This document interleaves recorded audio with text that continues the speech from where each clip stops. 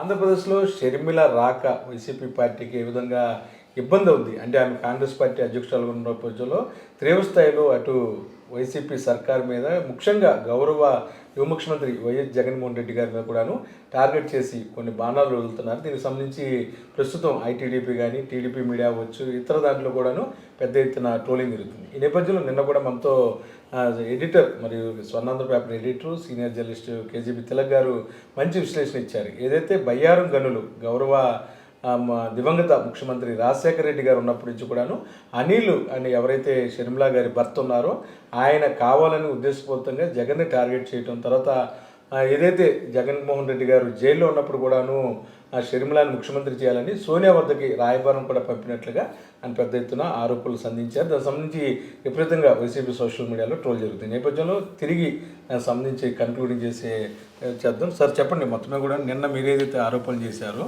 బయ్యారం గనులకు సంబంధించి దివంగత ముఖ్యమంత్రి వైఎస్ రాజశేఖర రెడ్డి ఉన్నప్పటి నుంచి కూడాను అనిల్లో ఒక కుట్రకోణం దాగుందని. నేను ఆరోపణ చేయలేని వాస్తవాలు చెప్పాను. అనిల్ కుమార్ అధికారాన్ని అడ్డం పెట్టుకుని తన కార్యకలాపాలు సాగించాలని, దానివల్ల ప్రయోజనం పొందాలని ఆయన మొదటి నుంచి చేస్తున్న ప్రయత్నాలు కాంగ్రెస్ పార్టీలో కానీ వైఎస్ఆర్ కాంగ్రెస్ పార్టీలో కానీ మొదటి నుంచి చాలామందికి తెలుసు. పై స్థాయిలో షర్మిల అన్న పట్ల అభిమానం ఉన్నప్పటికీ అనిల్ కుమార్ భర్త ఒత్తిడికి లొంగి ఆయన ఏం చెబితే అది చేయడం, ఓ కీలుబొమ్మగా మారడం, ఈ రోజున ఆంధ్రప్రదేశ్ వచ్చి పిసిసి అధ్యక్షురాలుగా జగన్మోహన్ రెడ్డి గారి మీద నిందారోపణలు చేయడం జరుగుతోంది. ఈ నిందారోపణలు కూడా ఏ స్థాయికి వెళ్ళిపోయినాయి అంటే నియంత పాలన జరుగుతోంది అనే ఆరోపణలు ఏదైతే చంద్రబాబు నాయుడు గారు ఏ ఆరోపణ అయితే చేస్తున్నారో, పవన్ కళ్యాణ్ గారు ఏ ఆరోపణ అయితే చేస్తున్నారో, పురంధేశ్వరి గారు ఏ మాటలు అయితే చెబుతున్నారో ఆ మాటలు కూడా షర్మిల గారి నోటి వెంట వస్తున్నాయి. దీని అర్థం చాలా స్పష్టంగా తెలుగుదేశం పార్టీతో తెర వెనుక సయోధ్యతోనే షర్మిల అడుగులు పడుతున్నాయని చాలా స్పష్టంగా అర్థమవుతుంది. అంటే దానిలో అనిల్ భాగస్వామ్యం అనేది 100%. మీకు ఒక మాట చెప్తాను. షర్మిల గారు పిసిసి అధ్యక్షురాలుగా బాధ్యత స్వీకరించడానికి ముందు గత 2 మాసాలుగా అనిల్ కుమార్ గారు ఆంధ్రప్రదేశ్లో ఎందుకు పర్యటించారు? కొంతమంది కాంగ్రెస్ నాయకుల్ని, మాజీ కాంగ్రెస్ నాయకుల్ని ఎందుకు కలుసుకున్నారు? ఏం చర్చలు జరిపారు? ఆయన ఈ సంబంధం లేదంటే సరిపోతుందా? ఇది నేను చాలా స్పష్టంగా ఒక మాట చెప్పాను. బయ్యారం గన్లు విషయంలో అనిల్ కుమార్ గారి వల్ల రాజశేఖర రెడ్డి గారు మాట పడ్డారు, నిందకు గురయ్యారు. కేవలం అల్లుడిని వెనకేసుకొచ్చాను. ఆ రోజున వెనకేసు రావడానికి కాదు, ఆ రోజున అప్పటి జగ్గయ్యపేట మున్సిపల్ చైర్మన్గా ఉన్న వ్యక్తి, కాంగ్రెస్లో ఉన్న వ్యక్తి బయ్యారం గనుల కోసం ప్రయత్నం చేశారు. రాజశేఖర రెడ్డి గారు కూడా చేసి పెడతానని చెప్పారు. ఆ లీజు వ్యవహారం ఫైల్ ప్రాసెస్ చేయడానికి ఆయన కొంత ఖర్చు పెట్టారు.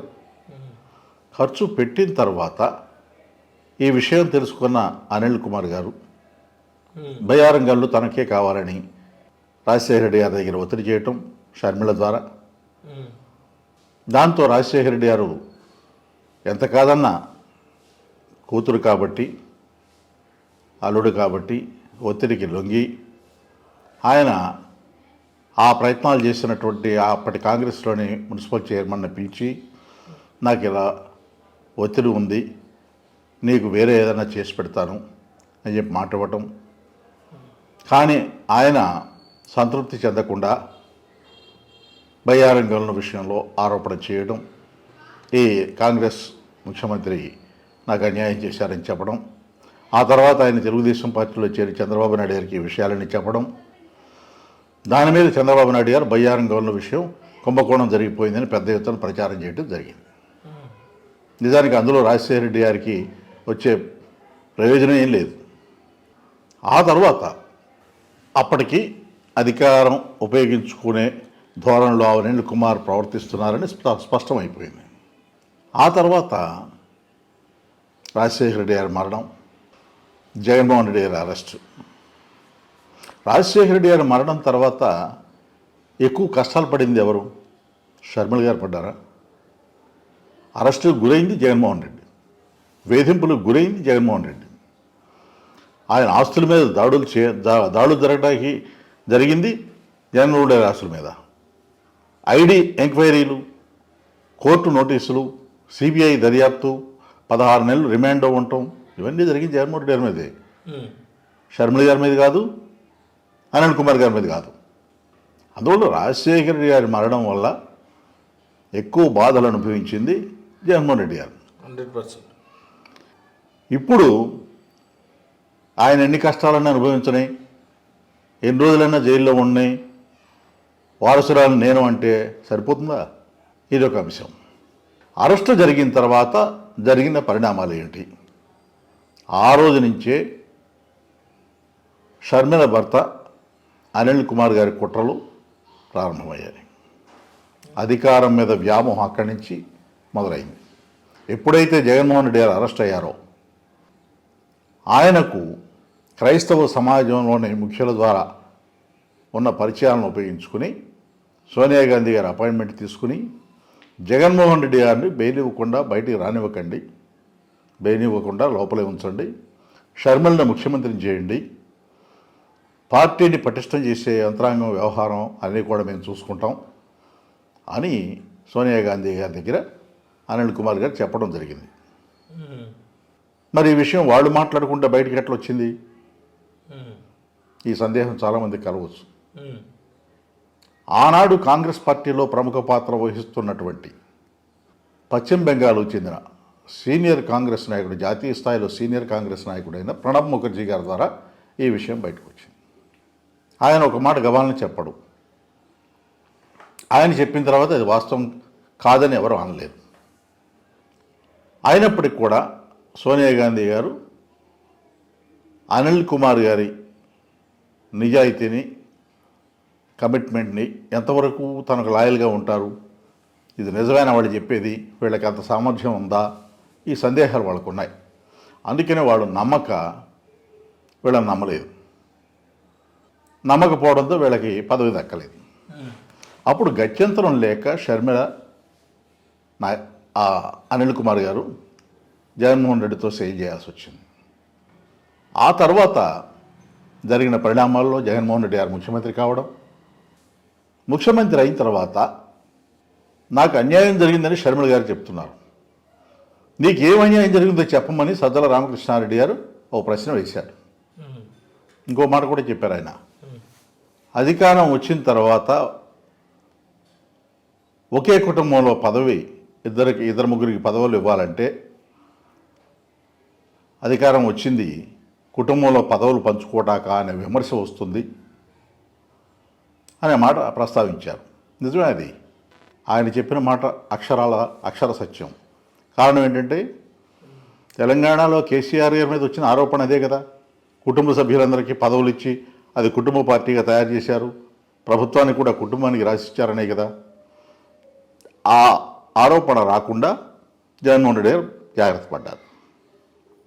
అప్పుడు తెలంగాణలో పార్టీ పెడతానంటే ఇబ్బందులు వస్తాయి, పార్టీ అనేది నిర్వహించడం కష్టం అని చెప్పినా కానీ వినకపోవడం వల్ల మీరు తెలంగాణలో పార్టీ పెడితే పెట్టుకోండి, నాకు సంబంధం లేదని చెప్పడం, అయినా కానీ వాళ్ళు పార్టీ పెట్టడం. ఆ పార్టీ పెట్టిన తర్వాత సజ్జల రామకృష్ణారెడ్డి గారు ప్రెస్ మీట్ పెట్టి షర్మిల గారు పార్టీ పెట్టుకోవడం ఆవిడ ఇష్టం, ఆవిడకి స్వేచ్ఛ ఉంది, కానీ పార్టీ పెట్టడం వలన వచ్చే కష్ట నష్టాలకు ఆమె బాధ్యత వహించాల్సి ఉంటుందని కూడా చెప్పారు. తెలంగాణలో ఫెయిల్ అయ్యారు. నాకు ఆంధ్రతో సంబంధం లేదు, నేను తెలంగాణ కోడల్ని, ఇక్కడే పుట్టాను, ఇక్కడే పెరిగాను, ఇక్కడే పిల్లల్ని కన్నాను, కాబట్టి ఇక్కడే ఉంటాను అని చెప్పిన మనిషి తెలంగాణలో ఫెయిల్ అయిన తర్వాత కాంగ్రెస్లో, ఎందుకంటే కాంగ్రెస్ అధినాయకురాలు సోనియా గాంధీకి అప్పటికి ఒక అవగాహన వచ్చింది. గతంలో షర్మిలను నమ్మలేదు, షర్మిల భర్త అనిల్ కుమార్ని నమ్మలేదు ముఖ్యమంత్రి పదవి అడిగినప్పుడు. కానీ పదవి మీద వ్యామోహం కోరిక ఉన్నటువంటి వివేకానంద రెడ్డి గారిని ట్యాప్ చేశారు. చేసి ఆయనకి మంత్రి పదవి ఇచ్చి కుటుంబంలో చీలికి తీసుకొచ్చారు. ఆ తర్వాత జరిగిన పరిణామాల్లో ఆయన కాంగ్రెస్ అన్యాయం చేసిందనే భావనకు వచ్చి వివేకానంద రెడ్డి గారు వెనక్కి వెళ్ళిపోయి మళ్ళీ జగన్మోహన్ రెడ్డి గారి దగ్గరికి వెళ్ళి ఆయనతో కలిసి పనిచేయడం ప్రారంభించారు.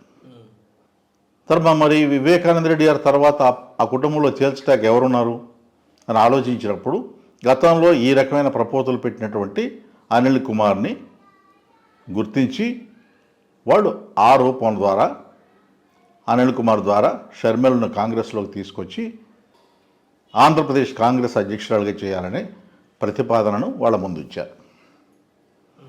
మొదట షర్మిల నేను ఆంధ్రప్రదేశ్లో మా అన్నకు వ్యతిరేకంగా పనిచేయను అని చెప్పినట్టుగా కొన్ని లీకులు వచ్చినాయి. కానీ వాటికి విరుద్ధంగా ఆవిడ ఆ బాధ్యత స్వీకరించారు. స్వీకరించిన తర్వాత ఇక తెలంగాణలో కనుక ఏ విధంగా అయితే ఇష్టారాజ్యంగా తోచిన విధంగా నోటుకొచ్చినట్లుగా ఆరోపణలు చేసి కేసీఆర్ ప్రభుత్వం మీద అటు కాంగ్రెస్ పార్టీ మీద విమర్శలు చేసి ఒంటరయ్యారు. దశ దిశలైన రాజకీయాలు నడిపి అక్కడ విఫలమయ్యారు. అందువల్ల అక్కడ కాంగ్రెస్ వాళ్ళు ఏం చెప్పారు, ఆంధ్రప్రదేశ్కి వెళ్ళి కారణం రేవంత్ రెడ్డిని తీవ్రంగా విమర్శించారు ఆవిడ.